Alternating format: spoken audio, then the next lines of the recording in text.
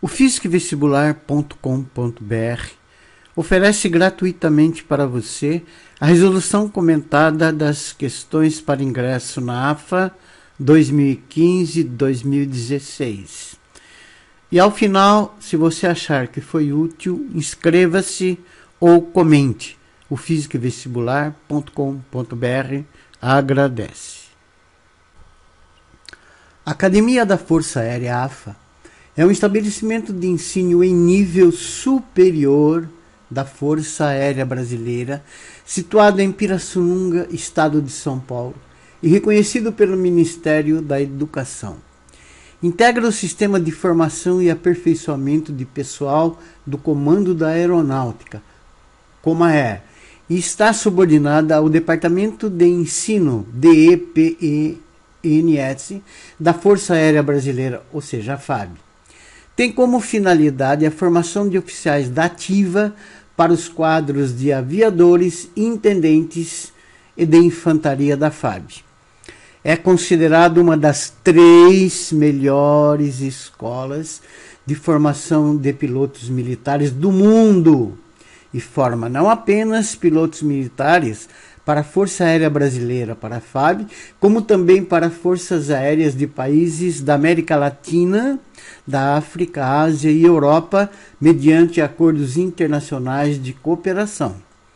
O ingresso na AFA ocorre mediante a aprovação em concursos públicos anuais de admissão de âmbito nacional. As informações sobre esses concursos estão disponíveis em todas as organizações do Comando da Aeronáutica. Atualmente, a academia forma cadetes nos seguintes cursos: curso de formação de oficiais de infantaria da Aeronáutica, curso de formação de oficiais aviadores, curso de formação de oficiais intendentes. Além disso, todos os cadetes da academia, ao final do curso, recebem o título de bacharéis em administração, com ênfase em administração pública. Primeira questão da AFA, ano 2015-2016, uma questão simples de cinemática. 2 móveis A e B partindo juntos de uma mesma posição, porém com velocidades diferentes, que variam conforme o gráfico abaixo, ou no caso o gráfico acima, esse aqui, irão se encontrar novamente em um determinado instante. Considerando que os intervalos de tempo T1, T0, esse daqui, T2, T1, esse, T3, T2, esse, T4, T3, esse, T5, T4, esse, são todos iguais. Os móveis A e B novamente se encontrarão no instante. Ele quer saber em que instante desses daqui eles se encontrarão novamente, depois que eles partiram juntos, com velocidades diferentes, claro. Muito bem, a única coisa que você tem que saber, que é simples, tá? É que em todo gráfico, velocidade e tempo, a área entre a reta representativa e a reta cheia, tá? E o eixo dos tempos é numericamente igual à variação do espaço ou ao deslocamento do móvel entre 2 instantes quaisquer, T1 e T2. Então você tem aqui VT, VT. Se você calcular essa é a reta representativa, essa área, você vai achar o deslocamento do móvel. Não é preciso ser esse tipo de gráfico, pode ser qualquer tipo de gráfico, desde que no eixo você tenha velocidade e no outro eixo você tenha o tempo. Resolução muito simples. Os corpos A e B voltam a se encontrar quando as áreas entre as curvas características de cada um, VT, forem iguais. Então, veja bem, analisando o gráfico, olha aqui, eu pus aqui para você entender, você vai ver que elas são iguais no instante T4, tá vendo? Ó, primeiro móvel, delta S1, tá? Tá vendo? Essa é a área do deslocamento dele, ó, esse deslocamento. Ele se deslocou delta S1. Segundo móvel, olha a área, delta S2. Pode notar que o deslocamento desse é igual ao deslocamento desse. Então, isso vai acontecer quando? No instante T4. Então, eles vão se encontrar no instante T4, em que as áreas são iguais, eles vão ter o mesmo deslocamento. E a alternativa correta é a A. Questão número 2. Questão simples de empuxo e peso. E segundo a lei de Newton. Um balão cheio de um certo gás que tem volume de 2 metros cúbicos, está vendo? Está no sistema internacional, metro cúbico. É mantido em repouso, parado, a uma determinada altura de uma superfície horizontal conforme a figura. Aqui está a figura. Sabendo-se que a massa total do balão, inclusive o gás, é de 1,6 kg, está vendo? A massa total 1,6 kg. E considerando o ar como uma camada uniforme, e a densidade do ar é 1,3 kg por metro cúbico, também está no sistema internacional, pode-se afirmar que ao liberar o balão, ele... E aqui estão as alternativas. Muito bem. Primeiro, segundo a lei de Newton, o princípio fundamental da dinâmica. Aqui está a definição do princípio fundamental da dinâmica, ou segundo a lei de Newton. A força resultante, Fr, é resultante, hein? Que age sobre uma partícula, faz surgir sobre ela uma aceleração A, proporcional à intensidade ao módulo da força aplicada e de mesma direção e sentido dessa força.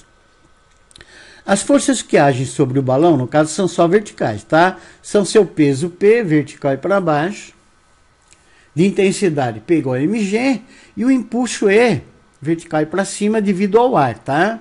Que vale densidade do ar, volume do balão vezes G. Aplicando a segunda lei de Newton, temos que força resultante é massa vezes aceleração. Mas a força resultante, tá? É o impulso menos o peso.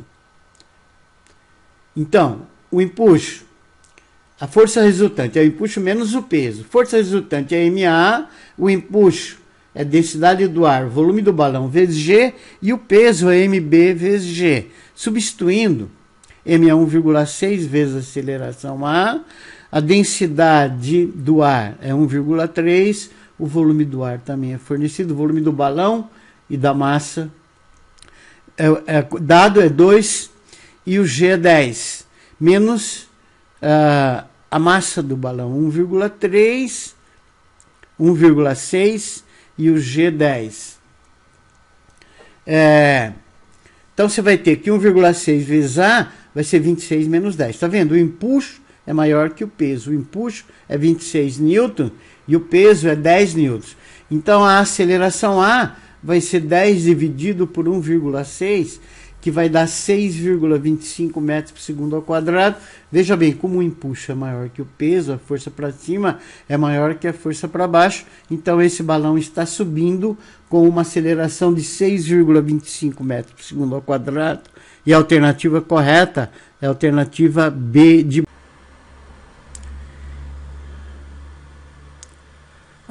AFA, terceira questão. Trata sobre dilatação dos sólidos. Constando uma tabela de dilatação térmica do sólido, verifica-se que o coeficiente de dilatação linear do ferro é 13 vezes 10 a menos 6 graus Celsius a menos 1. Portanto, pode-se concluir que eu analisei uma por uma lá na resolução, tá? Aqui vai uma teoria, se você não a domina. Dilatação linear dos sólidos. Trata-se da dilatação de uma das dimensões, no caso, por exemplo, comprimento. Considere uma haste metálica de comprimento L0 inicial, a temperatura T0 inicial. Quando aquecida, ela vai se dilatar, o comprimento passa para L, a temperatura para T. Então aqui está a barra, comprimento menor, aqueceu de ΔT, ela passou para o novo comprimento L. Então ΔL é a variação de comprimento, que vai ser final, comprimento final menos o inicial, tá? E ΔT é a variação de temperatura, temperatura final menos a inicial. A principal característica é que a dilatação linear ΔL é diretamente proporcional à variação de temperatura ΔT. A dilatação linear ΔL é diretamente proporcional ao comprimento inicial L0 e a dilatação linear ΔL depende do material de que é constituído o corpo. Isso se refere aos coeficientes de dilatação linear, superficial e volumétrica. Matematicamente, ΔL é L0 alfa ΔT. No lugar do ΔL a gente colocou L menos L0 e no lugar do ΔT, T menos T0. Levou L0 para lá. Então L vai ser L0 mais L0 alfa, T menos T0. ΔL é a dilatação linear, alfa é o coeficiente de dilatação linear médio, depende do material, no nosso caso o ferro. L0 é o comprimento inicial, L é o comprimento final e ΔT é o intervalo de temperatura. Então vamos ver uma por uma. Num dia de verão em que a temperatura ΔT variou de 20 graus Celsius, o comprimento de uma barra de ferro de 10 metros, é o comprimento inicial, vai sofrer uma variação de 2,6 centímetros. Essa é falsa, porque ΔL é L0 alfa ΔT, o L0 é 10, a barra de ferro está lá fornecido, o coeficiente de dilatação linear, 13 vezes 10 a menos 6 vezes 20, vai dar 0,26 centímetros. Então essa é falsa. B, o coeficiente de dilatação superficial do ferro é 169 vezes 10 a menos 6 Celsius a menos 1. Essa é falsa. Por quê? A relação entre o coeficiente de dilatação superficial e o linear é que o beta, que é o coeficiente de dilatação superficial, é 2 alfa. Então o beta vai ser 2 vezes 3 vezes 10 a menos 6, que vai dar 26 vezes 10 a menos 6. Ele falou que é 169 vezes 10 a menos 6. Portanto, essa é falsa. C. Para cada 1 grau Celsius de variação de temperatura, o comprimento de uma barra de 1 metro desse material varia de 13 vezes 10 a menos 6 metros. Essa é verdadeira. Veja bem, L0 é 1 metro, tá? O alfa é a nossa barra de ferro, 13 vezes 10 a menos 6, e a variação de temperatura é de 1. Portanto, vai dar 13 vezes 10 a menos 6 metros, que é o que ele está afirmando. Portanto, a C é verdadeira. E a D é falsa, diz o coeficiente de dilatação volumétrico do ferro é 39 vezes 10 a menos 18 graus Celsius, a menos 1. Falsa. Por quê? O coeficiente de dilatação volumétrica é 3 vezes o coeficiente de dilatação linear. Então, ele vai ser 3 vezes 13 vezes 10 a menos 9, que vai dar 13 vezes 10 a menos 6, perdão, que vai dar 39 vezes 10 a menos 6 graus Celsius a menos 1. E ele falou que é 39 vezes 10 a menos 18. Então, essa é falsa. E a alternativa correta é a alternativa C.